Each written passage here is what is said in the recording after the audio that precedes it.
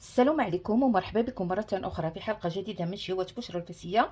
تنتمنى لكم يا ربي دائما باش تكونوا في أحسن حال. وصفتنا اليوم هو الرز بالصبانخ أو بلي زيبيناغ. إن شاء الله بإذن الله غادي نحتاجو له هنايا واحد لتر ديال الماء. عندي هنايا بصلة متوسطة مقطعة هكا طريفات صغار. عندي هنا جوج خيزويات او جوج جزرات مقطعين هكا مكعبات صغيورين.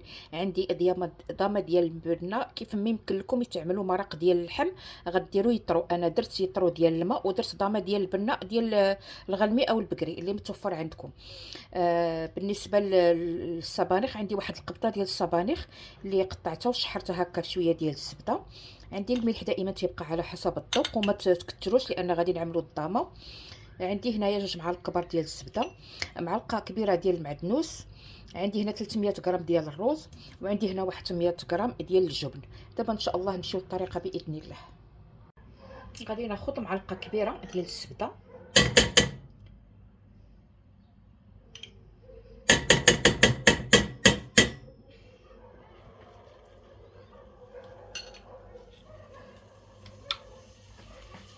غادي نذوبها هكا. النار تكون مزيانه باش ما تحرقناش الزبده. غادي نضيف البصيله،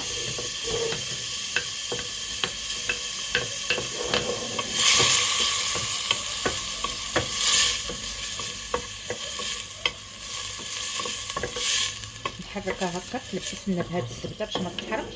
دابا غادي نضيف الجزر او خيزو وهاد الصبانخ هادو.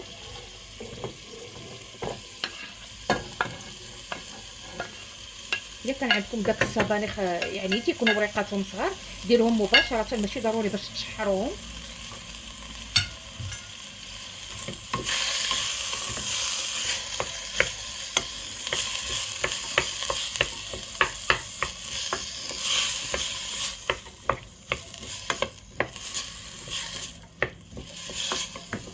دابا غنخلي هاد الخضيره هكا تشحر شي شويه ونرجع معكم.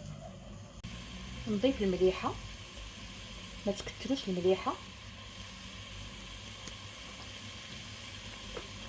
نضيف هاد المعدنوس او البقدونس اللي هي معلقه كبيره.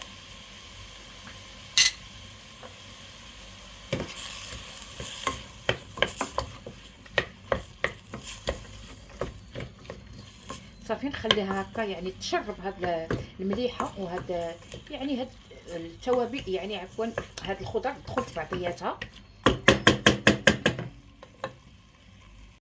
نضيف هاد الضامه ديال البنه. هذه تتبقى اختياريه. الا كان عندكم مرق اللحم يكون احسن وافضل لان هذاك طبيعي وصحي. انا ما متوفرش دابا على داك المرق، درت غير الضويمه واخا انا عارفاها ماشي صحيه، ولكن ما عندني ما ندير غادي نستعملها. حيت بعض المرات شي ظروف يعني ما تتكونش عندك الحاجه متوفره، يعني تتقضي باللي كان.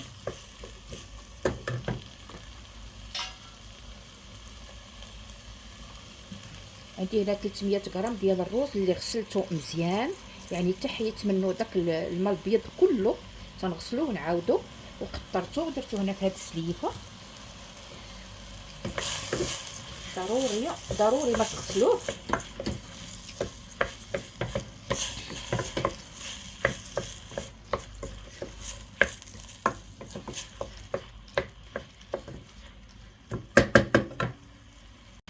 نضيف الماء،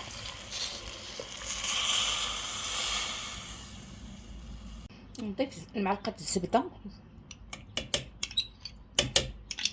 معلقه الزبده تكون كبيره.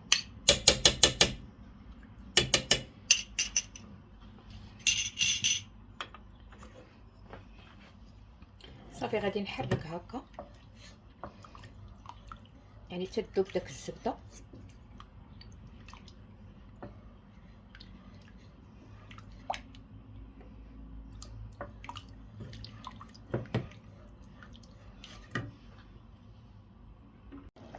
صافي دابا غلات الطنجره ديالي، نقصت عليها النار نخليها طيب على نار مهيله يعني حتى ينضج لنا الرز والجزر. دابا غادي نعمل لها هكا هاد المغرفه وغادي نخليها هكا يعني مسمه شي شويه باش يعني تفيضناش على البوطه. ونرجع معكم ان شاء الله ملي يطيب الرز باش نكمل التتمه ديال التحضير باذن الله. الرز ديالي ها هو طاب، شوف تبارك الله، حبه على حبه هانتوما، مع هاد الجزر والبصيله وهاد السبانخ او لي سيبيناغ. دابا غادي نضيف لهم هكا واحد شويه ديال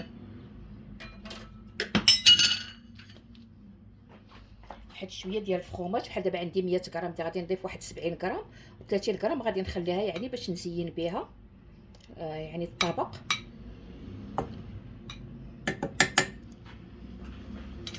انا عندي هنايا راه اكثر من 100 غرام.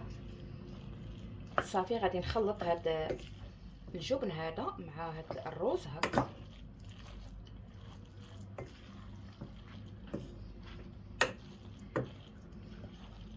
جربوا الرز بهذه الطريقه، تيجي لذيذ وتيجي رائع، يعني تيكون مرافق للاطباق ديالكم.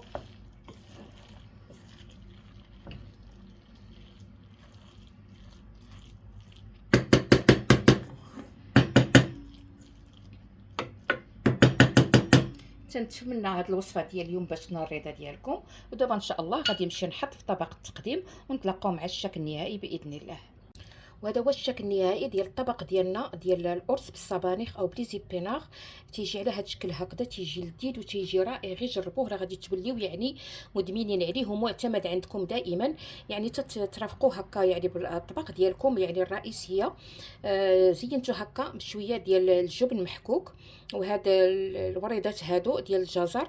يعني فاش كنت نسلق خيزو سلقت معاهم واحد 2 دويورات ديال عفوا 3 دويورات ديال الخيزو صافي. وهذاك المرشم اللي تنزوقوا به الحلوى او تنزينوا به الحلوى به باش قطعت هكا.